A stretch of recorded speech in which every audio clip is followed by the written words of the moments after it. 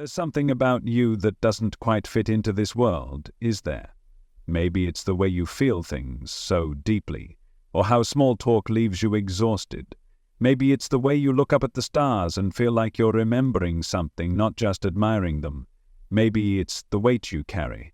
Not a physical one, but something heavier, like an invisible memory, an echo of something you can't explain. That feeling isn't random. It's not melancholy or oversensitivity. It's the quiet whisper of an old soul remembering its truth. You're not just a person living a life.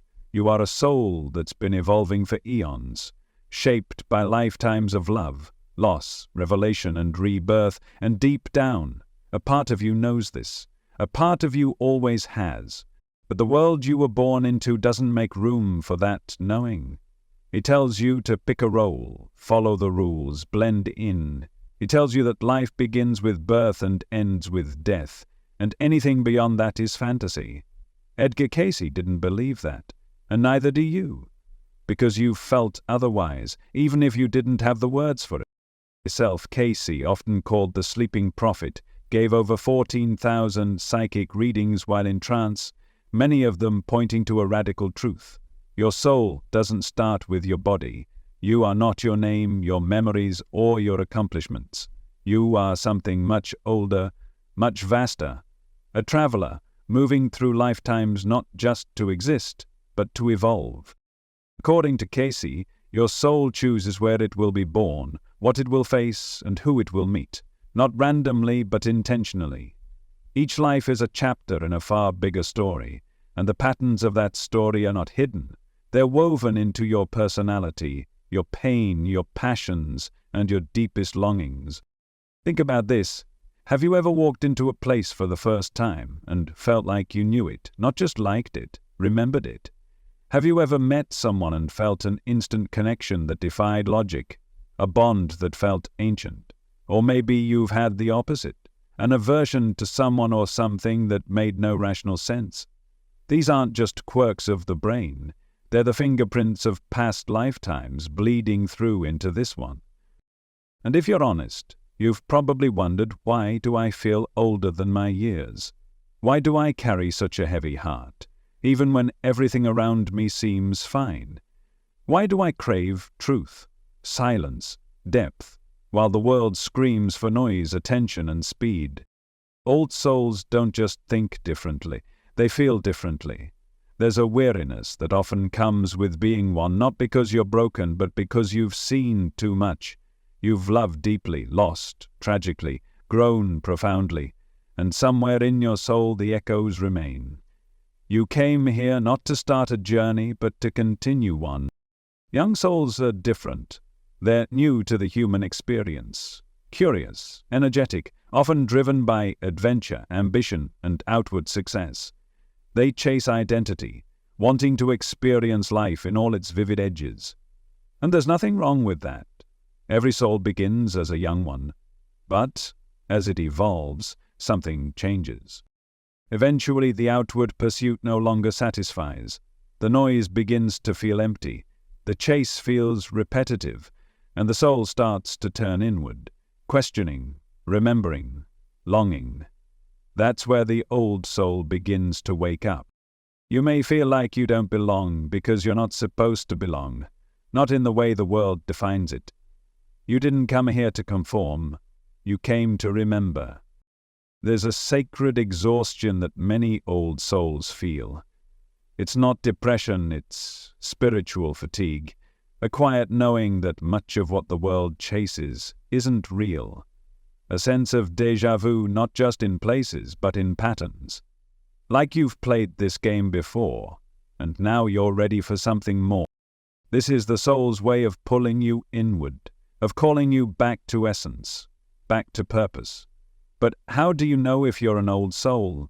Not just think it, know it. You start by listening to the subtle truths that have always been with you. The times you felt wise beyond your years. The way you instinctively know what people need before they speak, the dreams that feel like memories, the inner voice that guides you even when it makes no logical sense. You start by paying attention to what you can't explain, the moments that make you feel like you're standing in two lifetimes at once. You notice the way you've always been drawn to ancient things, old books, timeless music, sacred spaces. You feel a reverence for things most people overlook. That reverence, it's not nostalgia, it's remembrance. And then there's the pain. Not just the surface pain, but the kind that splits you open. Loss, abandonment, failure, betrayal. These are the chisels the soul uses to carve itself. Old souls don't experience pain more than others, but they feel it more. Because they've learned to listen. You've probably noticed this, that every time you've hit rock bottom, a part of you emerged stronger, clearer, wiser. That wasn't survival, that was awakening. Case taught that karma isn't punishment, it's education. Your soul isn't being judged, it's being shaped. Every challenge you face is part of your soul's curriculum, not because you deserve to suffer, but because your soul knows what it came here to learn. And some of the most evolved souls choose the hardest paths, not as victims but as teachers in training, because they understand that through pain the heart cracks open, and when it cracks open, light gets in. You're not broken, you're remembering. You're not behind, you're simply awakening. And that ache you feel for something deeper, that's not weakness. That's your soul reaching for home. You've always known this, haven't you? Even when you were young, especially when you were young. The way you sat with silence, the questions you asked, the wisdom you carried that made people say, "You're such an old soul." They weren't wrong. The world needs you now more than ever, not as someone louder, flashier, or more successful, but as someone real, someone who remembers, someone who sees past the noise, someone who walks gently, speaks truthfully, and lives deeply. Because when you live from your soul, you give others permission to do the same. And that is the most sacred kind of leadership there is. You were never just born, you arrived, as you have many times before, stepping once again into the realm of matter, space, and time, not by accident, but by design. Edgar Cayce's readings painted a picture of reality far richer than we've been taught. In trance he described souls not as creations of a moment, but as ancient beings woven into the fabric of time, each on a journey back to wholeness. He spoke of reincarnation not as a theory, but as a reality, a rhythm, life, death, return, a spiral dance of becoming. You've been here before, not necessarily in this body, this family, or even this culture, but in many forms, countless places and under thousands of skies. Each life you've lived has left a fingerprint on your soul, shaping the essence of who you are right now. And you didn't come alone. Cayce taught that souls travel in groups. You reincarnate with others, again and again, trading roles, sharing lessons, mirroring wounds. That person you feel instantly drawn to, or the one who triggers you for reasons you can't explain, you've likely known them before, in another body, another time, another story. But the lesson, the growth, remains. Some come into your life to teach love, others to teach letting go. Some awaken you, some shake you. All are part of the plan your soul helped write before you even took your first breath in this life. And those lessons, they're not random. They are part of your soul's karma. Not punishment, not reward, but a divine unfolding. Karma, as Cayce described it, is cause and effect across lifetimes. It's the unfinished business of your soul's education. The energy you've sent out in one life returning in another, not to shame you, but to shape you. You might carry fears you can't trace, talents you've never studied, or dreams that feel like memories. That's your karma in motion. That's your soul remembering. And all of this, every moment, every decision, every ripple across time is recorded. Cayce called it the Akashic Records. Imagine a library that holds the complete story of every soul, every thought, every action, every intention, not judged but preserved, like threads in a cosmic tapestry. That's what the Akashic Records are, a vibrational archive of consciousness itself.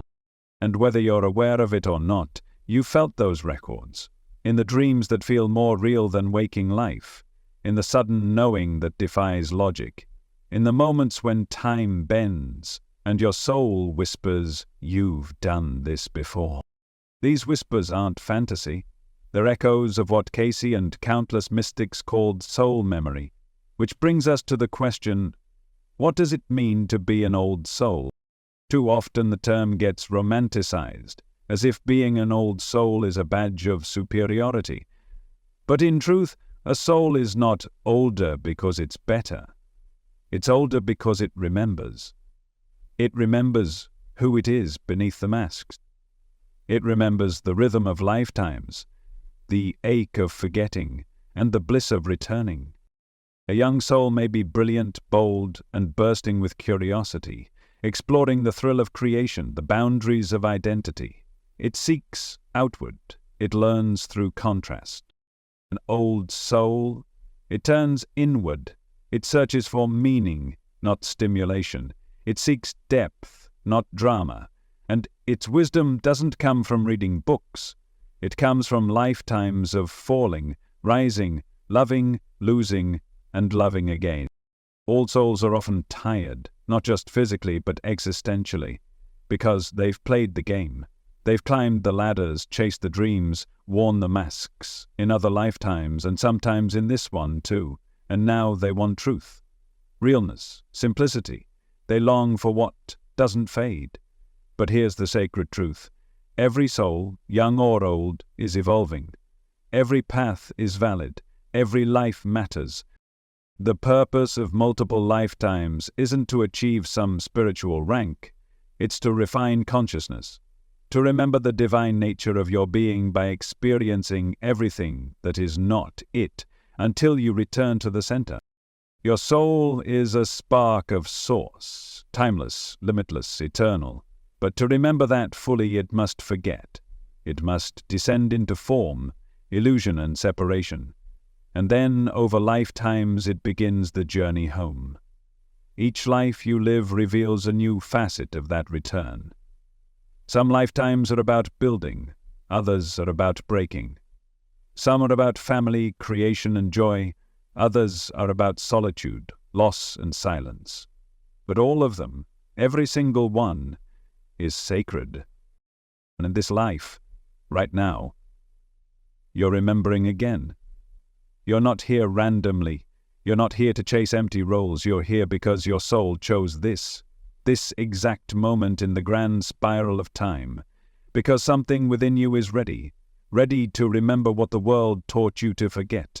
You might not remember the details, the names, the places, the centuries, but your essence remembers. It always does. That strange sense of knowing, that ache for something more, that moment you look into someone's eyes and feel time collapse, that's your soul calling you back to itself. You didn't come here to be perfect. You came here to wake up, to see your pain not as failure but as fuel, to see your struggles not as setbacks but as sacred steps, to see yourself not as a body or a story, but as an evolving consciousness, part of a greater whole. You came here to remember your origin and to live as that remembrance. Not everyone will understand you, that's okay. Some souls are just beginning, others are halfway through, and others, still, like you, are starting to awaken to the truth that has always been within them. You don't need to prove yourself. You don't need to explain. You only need to be who you already are, because that is enough. And in this remembering, in this quiet return to essence, your soul continues its sacred evolution, just as Casey described. Just as you've always known. Some souls come into this life with fire in their eyes. They chase experiences, chase success, chase the thrill of identity. They want to build, to rise, to taste every flavor the world has to offer. And there's nothing wrong with that. That's the essence of a young soul, new to incarnation, new to the dance of form, eager to explore. A young soul is like a child in the cosmic playground, full of questions, full of energy, full of hunger for life. They're drawn to competition, accomplishment, and material growth because To them, it's all new. The rules of society feel like challenges to master, not cages to break out of. They crave titles, achievements, recognition, not out of vanity but out of wonder. It's all part of their education. You'll recognize them. They light up when you talk about dreams, goals, climbing ladders.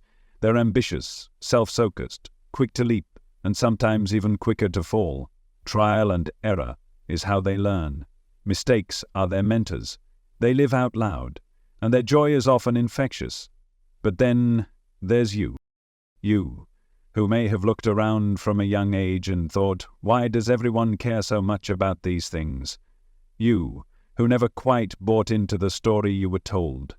You, who looked through the world instead of at it. Who listened more than you spoke.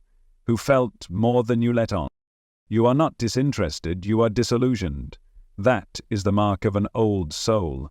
Where the young soul charges forward, you hesitate, not from fear, but from knowing. You feel things before they happen. You read rooms like books. You walk into a conversation and already know who's hiding pain behind their smile. You see beyond the moment. And while the world runs on noise, something in you craves silence, stillness, depth, truth. It's not because you're shy. It's because your soul has been loud before, many times, and now it's seeking something else.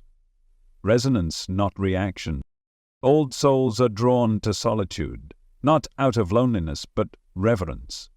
You find peace in nature, in books, in quiet music, in the spaces between the chaos. You feel deeply, sometimes too deeply. You cry for people you've never met. You feel the ache of the planet in your chest. You carry empathy like a second skin. And though you're surrounded by people, you often feel like a ghost walking through someone else's dream. That's not depression, that's not weirdness, that's awareness. There's a kind of emotional maturity that old souls carry, not because they've mastered life, but because they've lived it more than once. You understand loss differently. You don't panic when things fall apart. You know that endings are often beginnings in disguise.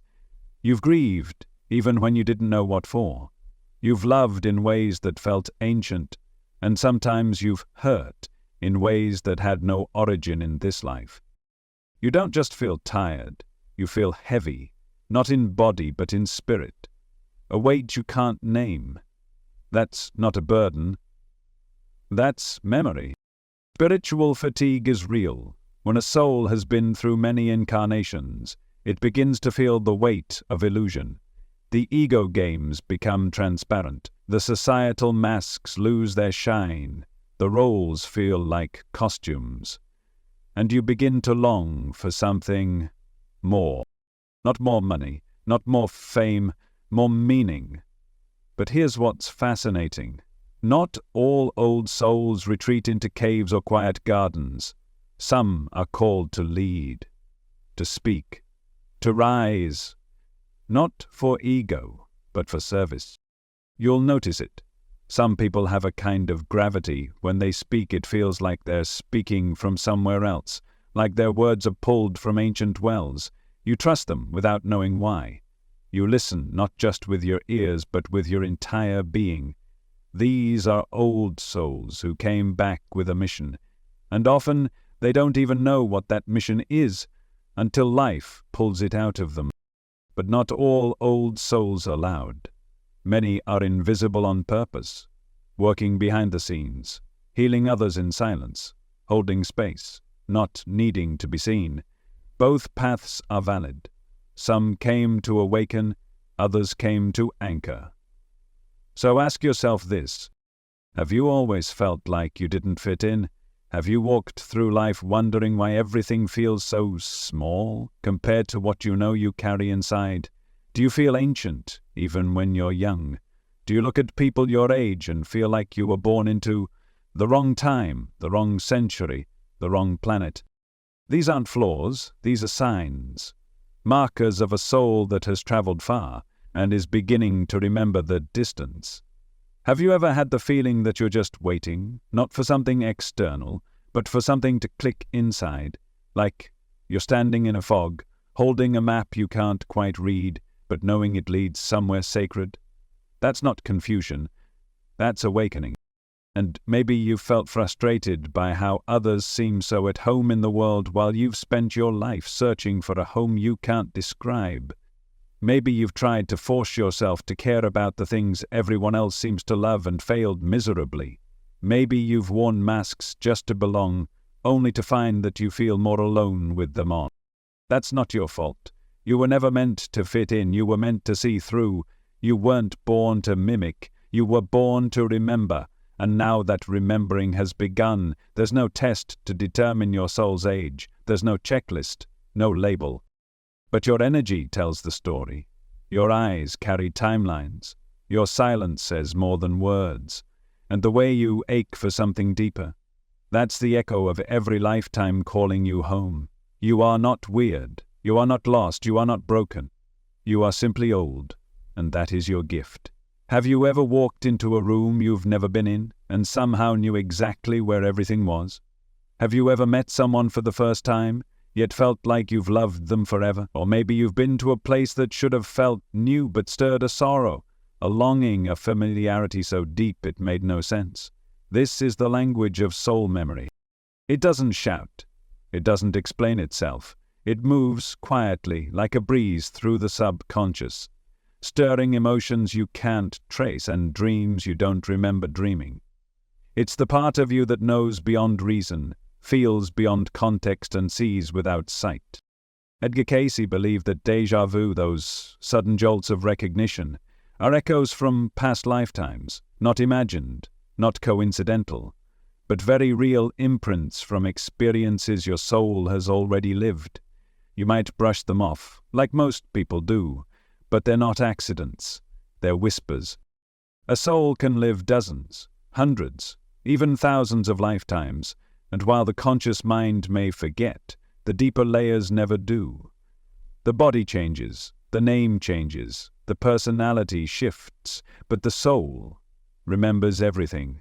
Sometimes that memory returns as love, that overwhelming sense that you've found someone who knows you.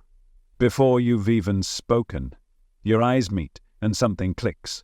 Time folds, and for a moment the past and present overlap. You don't have to know the details, you don't need to remember the storyline, you feel it, a bond, a thread, a sacred familiarity that defies explanation. Other times, the memory comes back as fear, a fear that doesn't match your life story, a fear of drowning when you've never nearly drowned, a fear of betrayal when no one's ever betrayed you, a fear of abandonment so deep you protect yourself before anyone has the chance to leave. These aren't irrational. These are karmic echoes, emotional residues from other lives where pain left a mark. And now, in this life, the soul brings that memory forward, not to punish you, but to offer healing, to give you the chance to respond differently, to break the pattern, to set yourself free. You've likely experienced these moments without realizing their significance. That strange feeling when you already know what someone's going to say, the way your body reacts before your mind understands, the visions that come during dreams, foreign yet hauntingly familiar. This is your soul speaking, and the more you listen, the more it speaks. You don't need to learn who you are. You need to remember. You've just been buried under layers of conditioning, noise, distraction, and roles you've outgrown, but your essence has never left. It's right here, waiting for you to turn inward. So how do you remember? How do you tap into the wisdom that's already within you? Start simply. Start with silence. Find a quiet space, not just externally, but internally. Breathe slowly, with intention. Close your eyes and imagine your awareness sinking, not upward, but downward, past the noise, past the chatter, into the still, glowing center of your being. There's no need to force it. The soul doesn't respond to pressure, it responds to presence. Visualize a door, ancient, worn, carved with symbols you don't consciously recognize, yet feel deeply connected to. This door leads to memory, not brain memory, soul memory. When you're ready, open it and listen. You might see flashes, hear words, feel waves of emotion rise from nowhere, or you might feel nothing, just a sacred stillness that wraps around you like a memory too big for words. Trust whatever comes. Then breathe again. And write. Journaling is a powerful tool for unlocking soul memory, not with structured questions or expectations, just write. Let your hand move without judgment. Ask your soul what it wants you to know, what it remembers, what it longs to heal. The answers may surprise you. Some will come through images, some through feeling. Others might emerge days later, in a dream, a conversation, a sudden insight while washing dishes. Your soul doesn't live on a schedule. It reveals itself in rhythms. And then there's breathwork. Intentional breathing, not to control but to open, helps you bypass the analytical mind and drop into the body where memory lives. Breath is the bridge between spirit and matter. With every exhale you release the dust. With every inhale you call the light back in. Inhale. I am present. Exhale. I remember. These simple practices begin to peel back the veil. But don't rush it. Soul memory isn't a door you kick open. It's a garden you enter barefoot, listening for footsteps you once took centuries ago. Sometimes remembering will bring you joy. Other times it will bring grief. You'll remember lifetimes where you were powerful, and others where you were persecuted. Times when you loved fully, and others when you walked away. You may remember the ones you lost or the ones you abandoned. And each of those echoes carries a lesson, a medicine, a seed for this life. You are not the sum of your mistakes, past or present. You are the sum of your remembering. The more you remember, the more your current life begins to make sense. Your relationships take on new meaning. Your struggles reveal deeper patterns. Your talents feel less like gifts and more like returns. And the choices you make now carry more weight. Because you realize they don't just shape this life, they shape many. That's the sacred responsibility of remembering. Not to dwell in the past, but to awaken in the present, with clarity, with compassion, with purpose. You've been here before, but this time you're not here to forget, you're here to wake up. And the moment you do, the soul begins to sing again. Moved, you've been through more than most people know. You've carried pain that didn't come with explanations, loss that didn't seem fair, struggles that felt endless. And maybe, deep down, you've asked the question that every old soul eventually whispers into the silence. Why did I choose this life? Because the truth is, on some level, you did. Edgar Cayce said it again and again. Karma is not a sentence. It's not divine punishment. It's an opportunity, a doorway, a chance for the soul to balance, to evolve, to become more of itself. You didn't come here to suffer, but you did come here to grow, and growth for the soul often comes through fire. That pain you've endured, it wasn't a mistake. It wasn't random. It was chosen, not because you deserve it, but because your soul knew it could be used, knew it could become sacred. Old souls often choose harder lives, not to be martyrs, not to be victims, but because they carry the strength, the readiness, and the spiritual muscle to endure what others cannot, and to turn that endurance into wisdom. Think about it. Have you ever noticed how certain people just know how to hold space for others? How some seem to radiate compassion, not from a place of pity but from experience. That's not personality, that's soul refinement. And refinement doesn't happen in comfort. It happens in the dark. The soul doesn't grow from getting everything it wants. It grows from learning how to respond when everything it thought it needed falls away. When the love ends, when the illness comes, when the betrayal hits, when the silence grows deafening. And in those moments, something happens, not to the world around you, but to you. You begin to wake up. You begin to ask the deeper questions.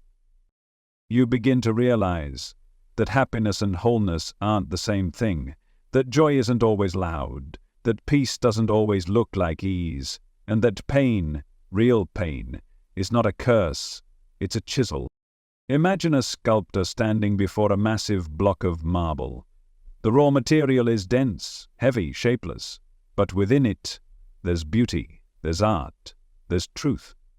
To reveal it, the sculptor doesn't decorate the surface. They strike it again and again.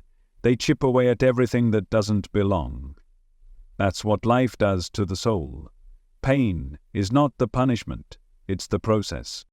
Each hardship is another strike of the chisel, not to break you, but to reveal you, to remove the layers that were never truly you to begin with, the ego, the illusions, the attachments, the lies, and what's left is you, not the you society applauds, not the you that knows the right answers, the real you, the radiant, raw, fully alive essence of your soul. You can feel it, can't you? That every time you've broken down, something deeper broke open. That the pain didn't just leave scars. It left space. Space for softness, for empathy, for truth, for you to finally become who you already were underneath it all. You don't have to love what you've been through. You don't have to pretend it didn't hurt. But what if you could honor it? What if your heartbreak was actually your initiation? What if your illness was your soul's whisper to slow down, to look inward, to reconnect? What if your abandonment was your invitation to stop abandoning yourself? Pain always carries a message, not the kind you read with your eyes, but the kind you decode with your heart. Most people run from pain. They numb it, hide it, fight it. But you're not most people. You're being called to look into it, to listen. Because the very thing you think is breaking you might be the thing that's freeing you. Edgar Cayce often describes suffering as a way the soul remembers its own light. In the darkness, you begin to crave what's real. You begin to stop chasing what distracts and start seeking what heals. And healing isn't about returning to who you were before the pain. It's about becoming someone who couldn't have existed without it. The soul does not evolve in straight lines. It spirals. And in those spirals you'll visit the same themes again and again, each time deeper, clearer, more awake. That's why old souls often repeat patterns, not because they're stuck, because they're refining. Each time they return, the response becomes more conscious, less reactive, more loving, more truthful, and eventually the lesson is complete. Not because the world changes, but because you do. So take a moment and breathe. Think about the pain you've carried, not just recently but throughout your life. That one heartbreak that never quite healed. That moment where everything seemed to collapse. That wound you learned to live around. What if you could lay it down, not as something to be ashamed of, but as something holy? Because it is. Pain, when met with presence, becomes transformation. And the old soul knows this, which is why even in the darkest night you've never given up, even when you wanted to, even when you felt like nothing made sense. Something in you, ancient, eternal, held on. That was your soul, and it's still holding you now. You're not being punished, you're being prepared. You're not being tested, you're being tuned into who you really are. So the next time pain comes, instead of asking, "Why me?" ask, "What for?" And listen, because within every wound there is wisdom, within every ending a beginning, within every fall a deeper return, and within you, always the power to transmute suffering into something sacred. That is the work of an old soul. That is your work now. Awakening doesn't arrive like lightning. It begins as a whisper, a restlessness in your chest, a silence that feels louder than noise, a slow unthreading of everything you thought you were. And at first, it doesn't feel like a gift. It feels like being lost, like waking up in a life that no longer fits, but not knowing where to go next. This is the beginning of soul remembrance, and it always starts the same way, with discomfort. Not the obvious kind, not pain that screams, but a quiet ache, a subtle friction between your outer life and your inner truth. Something starts to rub. What once made you happy no longer does. The things that used to satisfy you now feel hollow. You laugh, but it doesn't feel real. You move through your days like an actor on a stage you didn't audition for. That's not failure. That's awakening. Because the soul doesn't awaken with applause. It awakens with dissonance, and after the discomfort comes disconnection. This part hurts. You start to pull back, not because you don't care, but because you do. So deeply it's overwhelming. You don't relate to your old friends in the same way. The conversations feel shallow, the activities feel empty, and you begin to crave solitude. Not because you want to escape others, but because you're finally trying to meet yourself. This is where many old souls get scared, because the disconnection doesn't just come from the world, it also comes from within. You lose touch with the version of yourself you once believed in, the goals you had, the roles you played, the dreams you were taught to chase. And that loss can feel like death. But it's not the death of you, it's the death of the illusion, and in its place, something begins to rise. This is the stage of discovery. You start to ask different questions. Not how do I get ahead, but what is real? Not how can I be loved, but who am I when I stop performing? You read books you wouldn't have noticed before. You feel drawn to spiritual teachings, to mystics, to ancient truths. You feel pulled toward nature, animals, simplicity. You begin to trust your body, your intuition, the subtle voice within you that was always speaking but was drowned out by the noise. You begin to remember, and it's not a remembering of facts or timelines, it's a remembering of essence. You feel yourself returning to something softer, wiser, more whole. You begin to live slower, speak more truthfully, love more freely, and something in your eyes starts to change, like a veil has lifted. This is the soul awakening. And then comes the final stage, devotion. You begin to live in service of truth, not the world's truth, but yours. You're no longer trying to be anything other than aligned. You're no longer seeking approval from those who don't see you. You're no longer chasing, you're allowing. Devotion isn't about rituals or perfection. It's about living as if your soul matters more than your image. It's about choosing integrity over ease, silence over noise, love over fear. But don't mistake awakening for bliss. It's beautiful, yes, but it's also exhausting, because when the soul awakens, the body still has to catch up.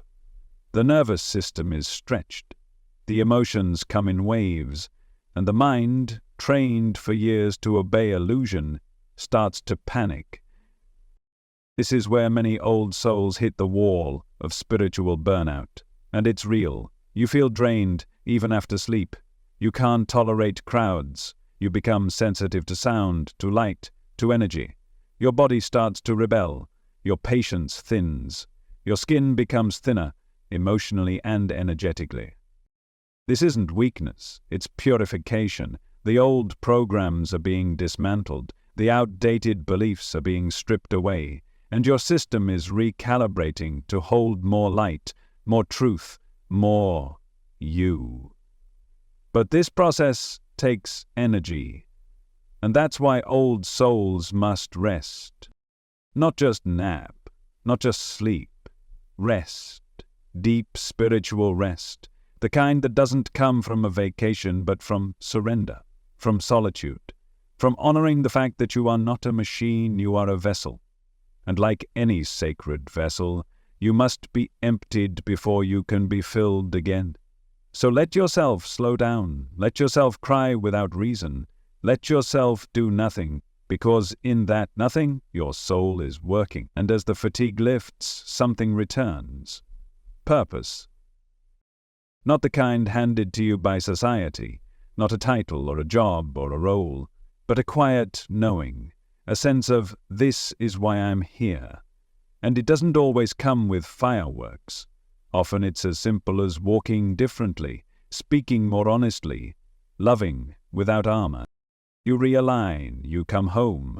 You remember what it means to move from essence, not effort. You realize that your life isn't about becoming anything. It's about revealing what was already within you. Awakening is not a destination, it's a rhythm. You'll cycle through these stages many times. Discomfort, disconnection, discovery, devotion. Each time a little deeper. Each time a little clearer. And each time a little more free. You're not behind. You're not broken. You're not late to your awakening. You're right on time. And everything that's falling away was never really you to begin with. There's a certain kind of ache that doesn't show on your face. It lives quietly, somewhere behind your ribs, like a song you can't quite remember, or a home you've never seen with your eyes, but feel in your bones. It's the ache of an old soul, remembering. You've probably asked it before, maybe not out loud, but in the hollow space between conversations, in the quiet after laughter, or in the pause before sleep. Why do I feel like I don't belong here? That question haunts more people than you think, especially those who've started to awaken. It's not about being antisocial. It's not about superiority. It's not about being misunderstood for your interests or tastes. It's something deeper. It's the feeling that this world, the way it moves, the things it celebrates, the masks it wears, is foreign to you. You see through it all. You always have. You notice the illusions others accept as truth. You sense the emptiness beneath the noise. You watch the world spin and wonder if everyone else has forgotten something important. That's not detachment, that's remembrance.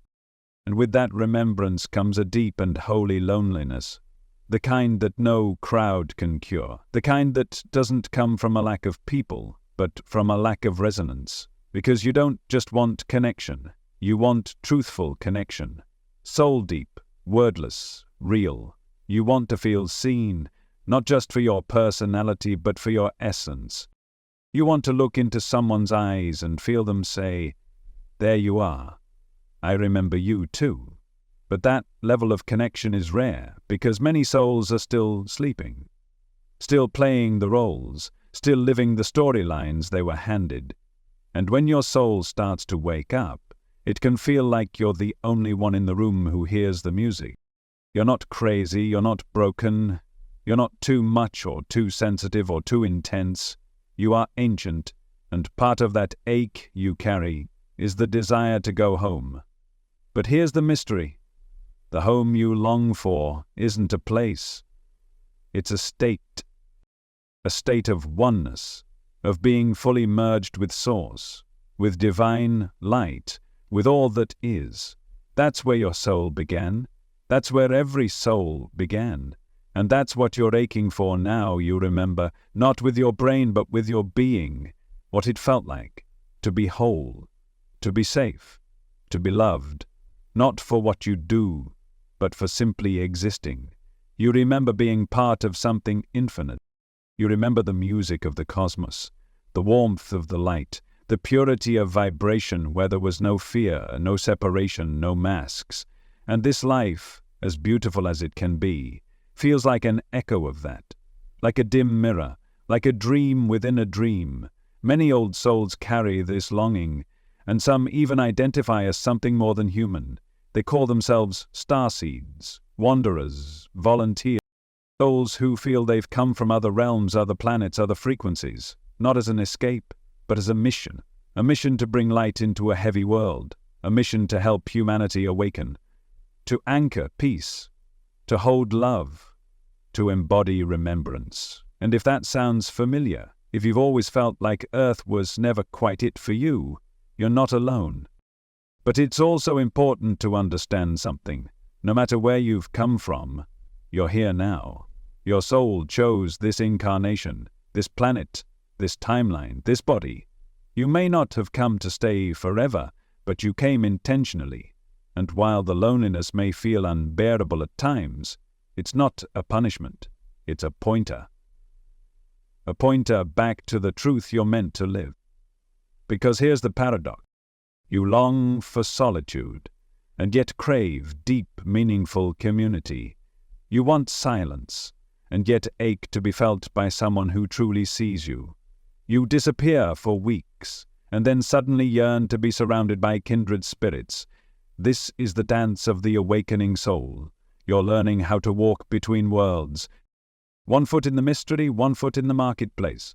And it's okay to need both. You don't have to choose between being alone and being held. You don't have to be entirely in the world or entirely out of it. You can belong to yourself and still find sacred kinship with others who speak your language. And they do exist. There are others like you, quiet lights scattered across the planet, each awakening in their own time, each remembering at their own pace. You may not have met them yet, or maybe you passed them on the street and didn't even realize.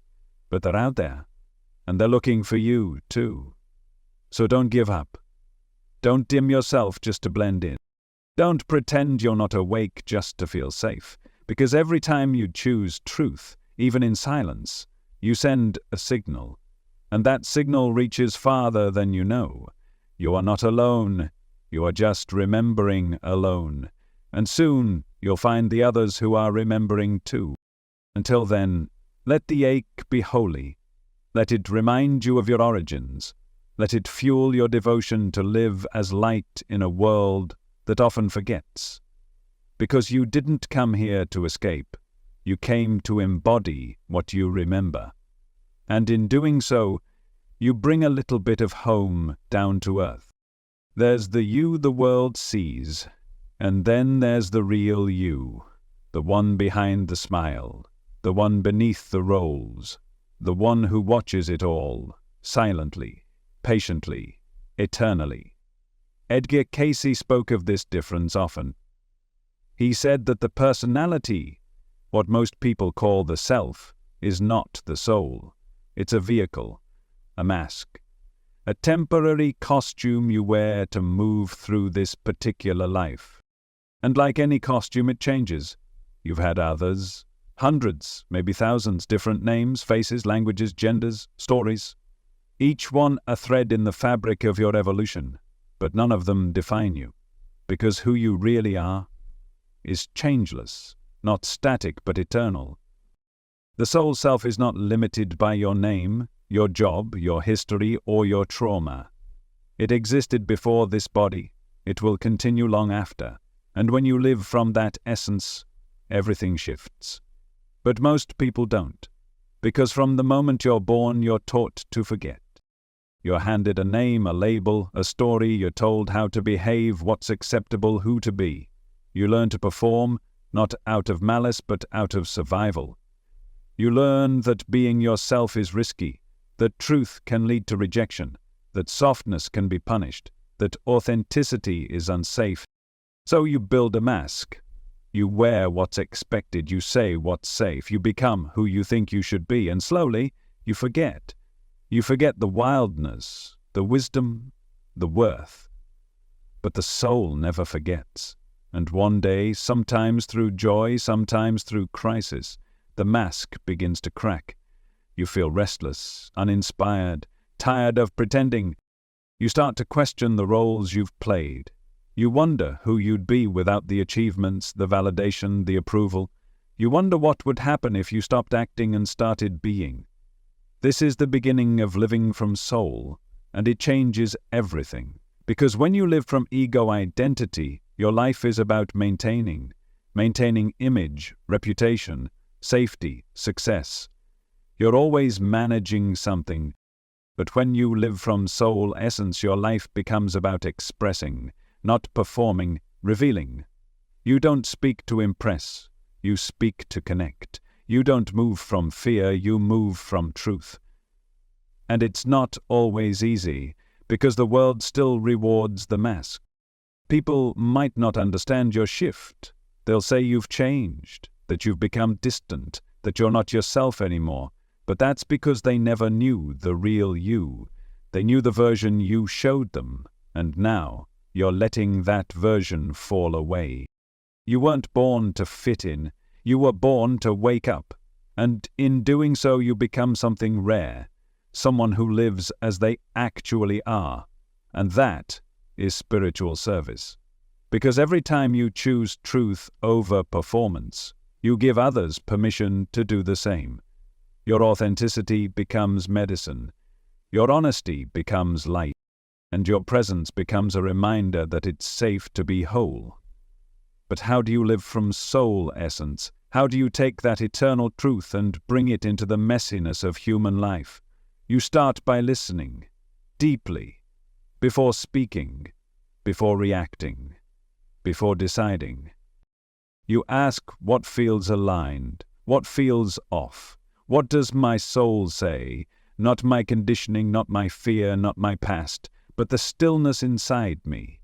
You start honoring what nourishes you, not just what pleases others. You say no when your energy contracts. You say yes when your heart expands. You stop proving. You start being. And you let go of needing to be understood. The soul doesn't need validation. It only needs embodiment. And embodiment looks simple, but it's revolutionary.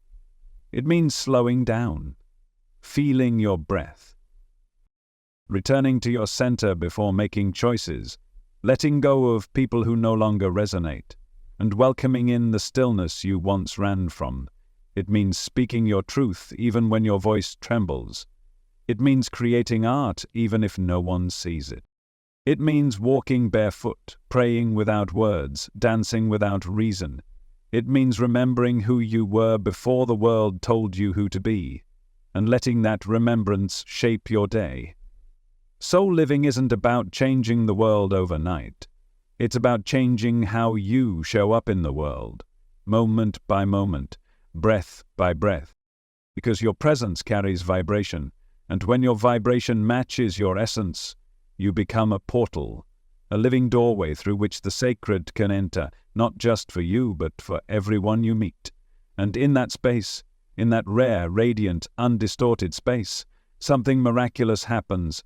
People soften, hearts open, truth rises, because soul recognizes soul, and your embodiment becomes the activation for others. You don't need to have all the answers.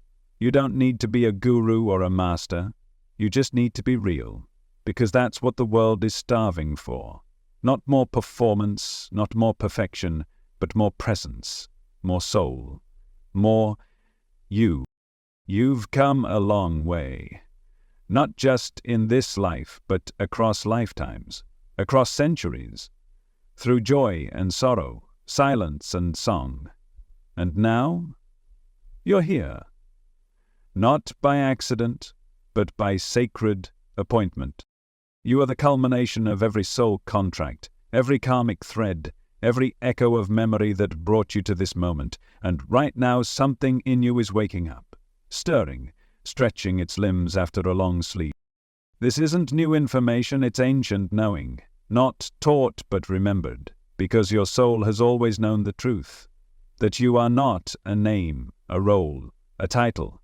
You are not what you've achieved. You are not what you've lost. You are not what others see. You are a flame of the divine, a spark of the infinite, a fragment of the one, walking in human skin. And your journey, with all its detours, heartbreaks, miracles, and mundane days, has always been sacred. The loneliness you've carried is not failure. It's the ache of your original memory. The pain you've endured is not punishment. It's the pressure that revealed your brilliance. The questions you ask aren't signs of being lost. They are signs of depth, of readiness, of evolution.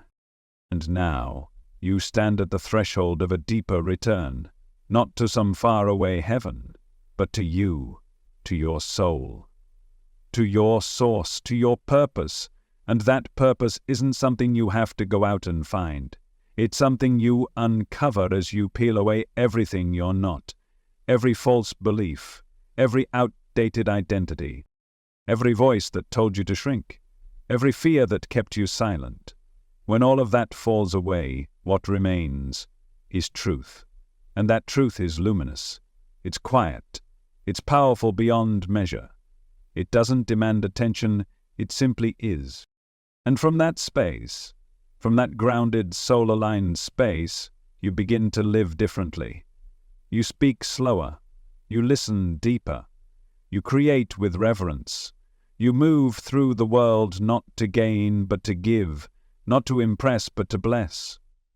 And as you do, life begins to meet you in new ways. The right people appear, the right doors open, the right insights land.